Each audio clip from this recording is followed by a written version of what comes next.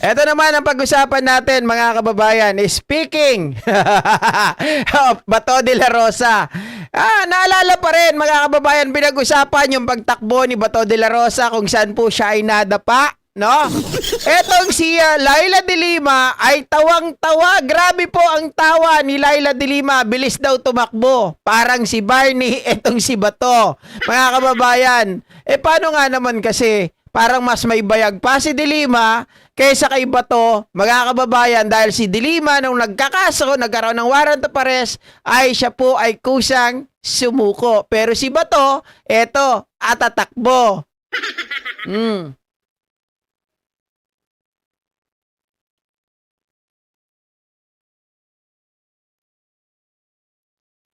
Uy, nawala.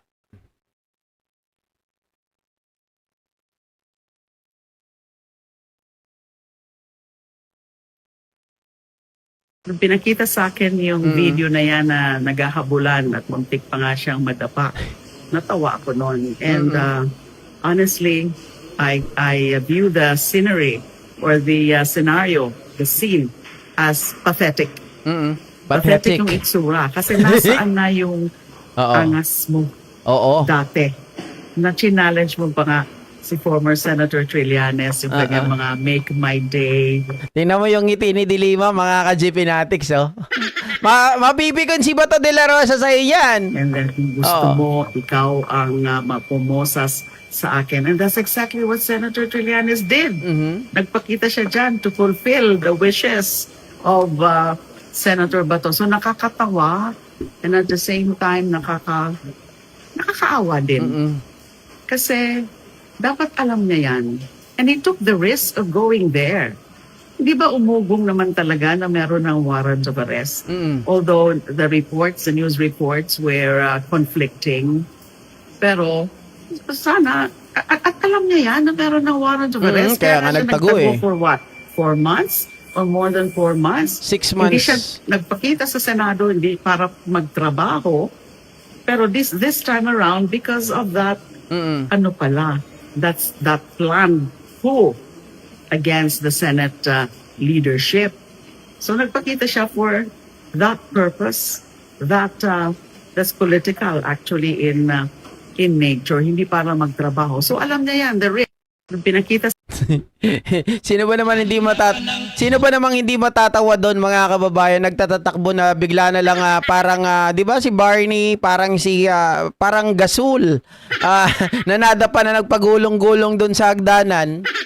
Tapos nagwala na siya daw ay ni-wrestling, nagsisinungaling pa ang hinayupak. Kaya ngayon, mga ka-GPnatics, ang ginagawa niya ay nanghihingi po ng tulong, nagmamakaawa kay Presidente Bongbong Marcos. sir, at this point in time. Isa na. Huwag niya akong ipadala sa dahil. Yun lang naman. Kahit sa court dito sa Pilipinas, pareho tayong Pilipino, Mr. President. Pareho tayong Pilipino. Kung pwede lang. Kung meron akong pananagutan, panagutan ko dito sa ating local court. Huwag doon sa Banyaga. Huwag doon. Yun lang ang appeal ko sa kanya. Natatakot ba kayo, sir? Na baka bigla kayong dalhin, damputin? Tao lang naman tayo. Hindi naman tayo kahit despite sa aking mga pinagdaanan, the more I am humanized sa lahat ng trials, lahat ng hardship na aking dinaanan, the more na humanize ako. So, sir, ano comment nyo dun sa mga EJK na kinoconnect sa inyo? Allegedly, kayo ang behind. Sir, sabi sa warrant po kasi may reasonable grounds daw to believe that you're involved in DDS. And That's their point. That's their point. May point naman rin tayo. Ikaw ba, do you think may napatay akong tao sa EJK? Ha? Ba't silang tatanungin mo? Diba? Anong kinalaman niya? Ba't tatanungin mo yung report? Do you think may kinalaman ako, may napatay akong tao? Walang hiya. Tanungin mo yan sa sarili mo. Ikaw ang nakakaalam yan. Diba? Huwag mong tanungin yung tao. Hindi naman kayo magkasama eh. Meron ba yung personal knowledge during the assault or sabihin natin nung kayo ay pumapatay ng mga Duterte? Walang alam yan. Reporter lang yan, sasabihin mo. Ikaw ba, do you think nakapatay ako ng tao? Anak ng Do tinapa. you think meron ako inutusan na patayin mo yan? Ha? This is all about politics. Ha? Politics ito. Yung Trillanes na galit sa mga Duterte, yung mga makakaliwa, na galit sa pagtira ni Duterte sa mga komunista. At yung sakim na Martin Romualdez na gusto maging presidente ng Pilipinas, sila ang nag-coordinate itong lahat. Anak ng tinapa. Mga kababayan, pati si SMR, si former Speaker Martin Romualdez ay nadadamay. Mato de la Rosa, tandaan natin ha, si Martin Romualdez ay hindi pa nakakaupo bilang Speaker of the House nung kayo ay kinasuhan ni Trillanes. Anong kinalaman ni Martin Romualdez dito? Lahat na lang ba kay Martin Romualdez nyo isisisi? Baka pagkapatay ni Rizal, kay Martin Romualdez pa rin. Baka yung pagkamatay ng mga mayor nung panahon ni Digong, kay Martin Romualdez nyo pa rin isisisi. Baka yung lifter, yung magnetic lifter, kay Martin Romualdez nyo pa rin isisisi. Baka yung pag-appoint doon sa mga Chinese na secretary ni Digong Duterte, kay Martin Romualdez nyo pa rin isisisi.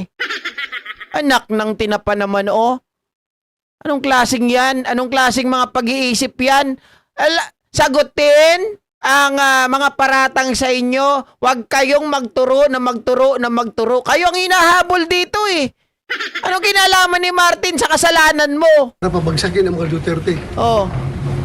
Senator, but do you think this is all about politics? Yeah. Kasi kung hindi ito politics, bakit hindi ako kasuhan dito sa local courts? Ha? They want us to banish from the Philippine soil. Yan ang gusto nila, kaya doon sila nag-file. Dito, kung gusto niyo accountability, filean mo ko dito. Ang kaso sa Pilipinas. Nandiyan yung mga Philippine courts natin. At haharapin Pero mo. kahit isang murder, walang pinail sa akin. Kasi alam nila wala akong pinatay na tao at wala akong inutusan na patayin ninyo yan. Alam nila yan. Eh, yung mga taga-ICC na naniniwala sa kanilang mga publication. Kaya nga, ito nga ako nagtataka eh, pati si Romualdez, tinadamay. Di ba 2017, kailan lang naupo as Speaker of the House? Si Martin, 2022. Oh, mga kababayan, anong kinalaman ni Martin? Maaari pa si Trillanes, okay lang. Kasi si Trillanes, sinabi naman niya, habulin ko kayo hanggat kayo ay hindi napapanagot. Aantayin ko lang na mawala kayo sa pwesto. Yun na nga yung nangyayari. Pero si Martin, dadamay mo. Si Martin Romualdez, yung may pakanana ito dahil gusto niya maging president. Anong kinalaman nun? Diba? Diyos mio. Baka sasabihin nyo na naman, nagbayad si Martin sa ICC. Everything was fabricated. So ano lang ang naging role mo, sir? Ha? Ano lang ang naging role mo? Ang role ko is para mag-lead sa war on drugs. Ha? And it doesn't mean pag war on drugs ay patayin lahat ng tao. Ha? Of course, kung ang buhay ng mga pulis ay nasa bingit ng kamatayan, ay dapat dipisan ang sarili nila. At wala akong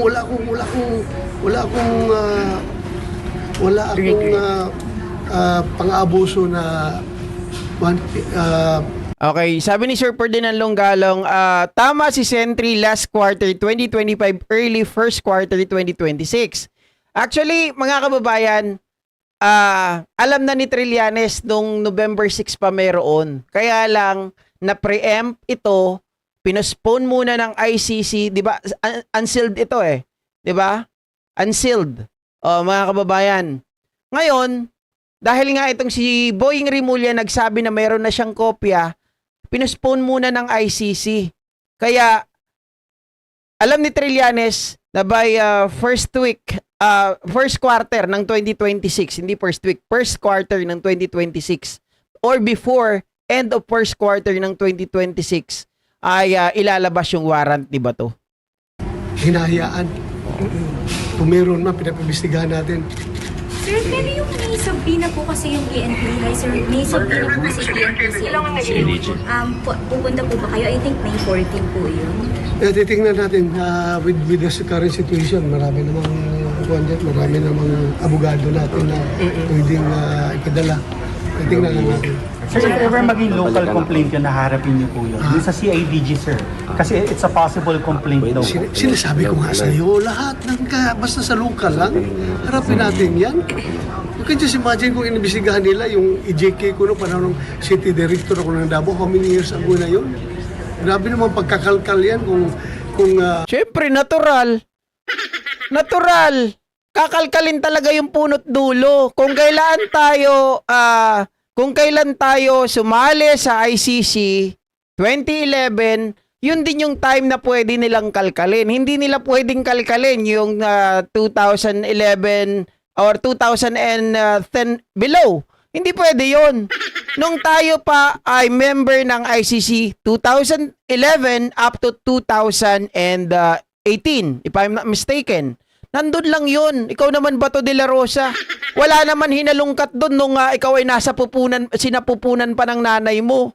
Diba? Wala naman hinalungkat doon na nung ikaw ay nag-aaral pa. Oh.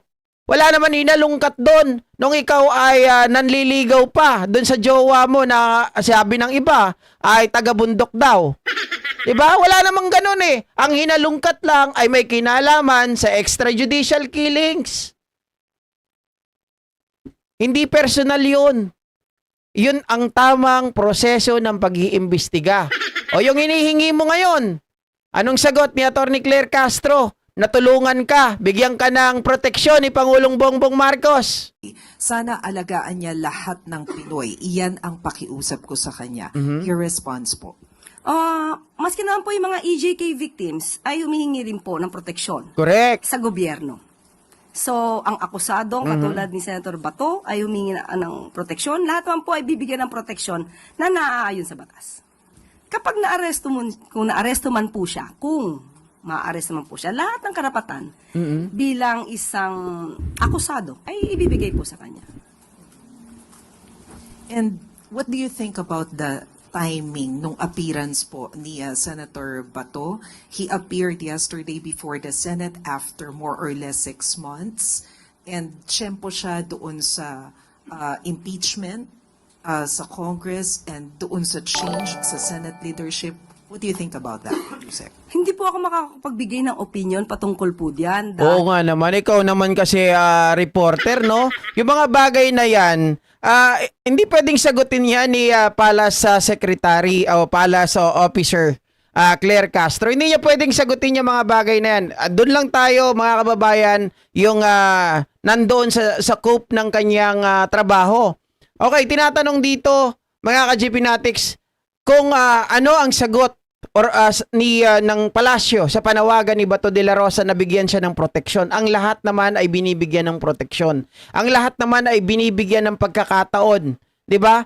Humihingi rin naman ng proteksyon, humihingi rin ng tulong yung mga biktima ng extrajudicial killings na hanggang ngayon ay gusto nila mapanagot yung mga tao na may kinalaman sa pagkamatay ng kanilang mga mahal sa buhay, ng kanilang padre di pamilya, ng kanilang mga anak, ng kanilang mga nanay.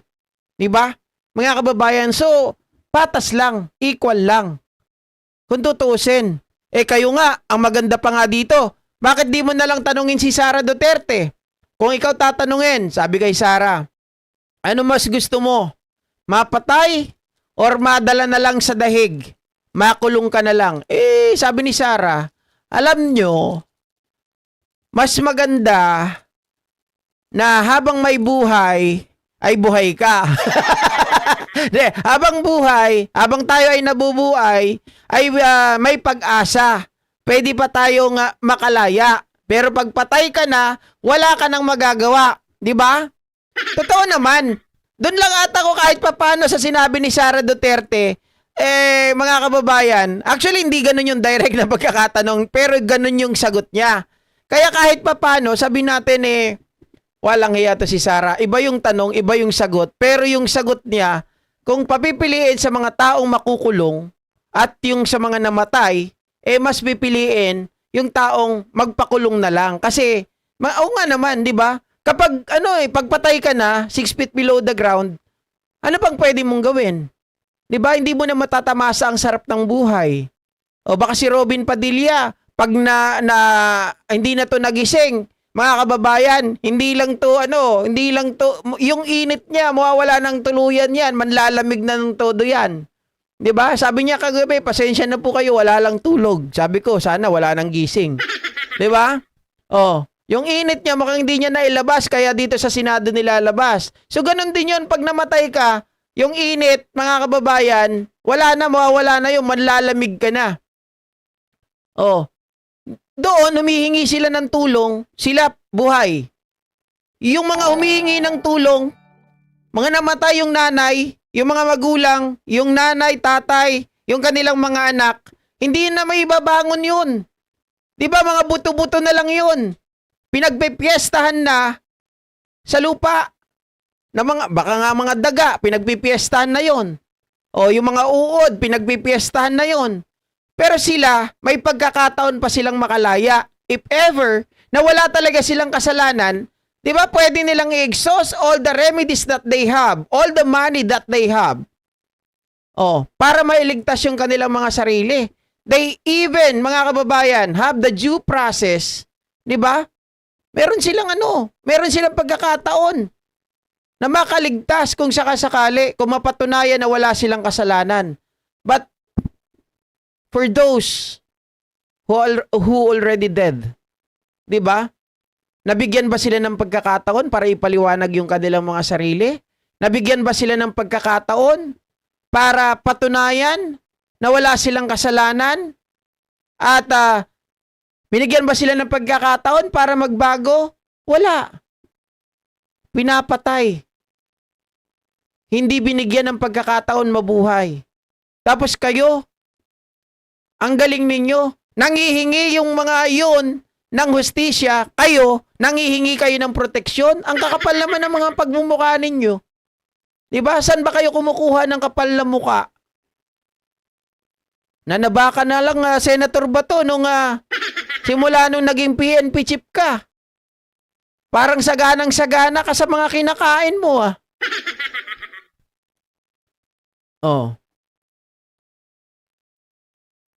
Yung Kian na 17 years old, walang armas, hindi nalagay sa panganib, bakit binaril ng mga pulis? Ito pa yan, Sir Antonio Andaya. Meron akong isang DDS dati, nakakilala, pero ngayon ay nasa gobyerno na. He even told me the whole story, no? Dahil nga napatayan si Kian, ang nagsasabi na itong si Kian, wala talagang dalang armas, wala talagang dalang droga. Talagang pinatay lang nila ito kasi palit ulo. At kailangan ng may mai-report sila. Kasi may reward eh.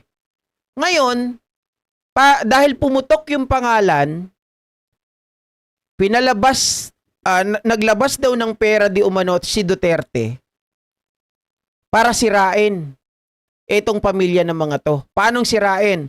Nagbigay ng pera sa mga vlogger, sa mga troll army, sa mga keyboard warriors para maglabas at i-expose kunwari na palabasin adik ang tatay, adik ang tsuhin, at sila ay pusher. Ganon, sinira nila ng gusto. Naglabas daw ng pera, milyon si Duterte para palabasin na itong mga ito ay involved sa droga. Involved sa pagtutulak, involved sa paggamit. Yan ang kanilang ginawa nun. Para masira ng gusto at walang maniwala dito kay Kian de los Santos. Mismong DDS ang nagsabi niyan na talaga naglabas ng pera. Maging yung mga kapitbahay na nagsasabi na involved yan, mga binayaran din para magsalita ng ganun. Kahit ka hindi taga doon, nagsasalita eh. Bayad din sila. Para palabasin lang na itong taong ito, ang pamilya niya ay involved sa droga. Ganyan sila katarantado. Ganyan sila kagago. Sanay na sanay magtanim ng ebidensya, gumawa ng intriga, at palabasin na yung mga kalaban nila, di ba, ay lehitimo na may kinalaman sa pinagbabawal na negosasyon ng bato. Kaya pag ito si Sara Duterte naging pangulo ng Pilipinas, tapos ang buto-buto. Kung ano ang ginawa ng tatay niya, mas malala ang gagawin ni Sara Duterte. Kaya yung mga nanonood dyan ng mga DDS, yung mga nag-50-50 pa rin hanggang ngayon, tandaan ninyo, maaring mangyari ang bagay na ito sa inyong mga mahal sa buhay. No? Wag naman sana. Pero posible na mangyari ito. Lalong-lalo na kapag gusto nilang hawakan at gusto nilang limitahan yung ikot ng droga at gusto lang nila yung mga, siyempre, kakampi nila. Sila-sila lang ang makapag-ikot. Di ba? Makapag-manufacture, makapagluto at sila makapag-distribute. Oh, siyempre, papatay at papatay ang mga yan. Oh, yung mga kumakalaban sa kanila, ihilahin na lang sa dilim. Hindi na natin malalaman kung nasaan. Parang yung nangyari doon sa Davao. 'Di ba? Wala daw patayan. Kasi ang report nawawala. Ganun ang report, nawawala kasi di mo na makita eh. Kaya missing na lang ang mga report. Pero ang totoo, ayon kila Matubato, Las Cañas, nakalubog na sa quarry, pinakain na sa talaba, inilubog na sa drum, 'di ba? Na sinemento, inilubog sa dagat. Ganon daw ang mga ginagawa. Paano mo ba makikita 'yon? Paano mo pa maire-report na patay na? 'Di ba? O missing lang. 'Yun ang mga ano doon, ang mga kaso.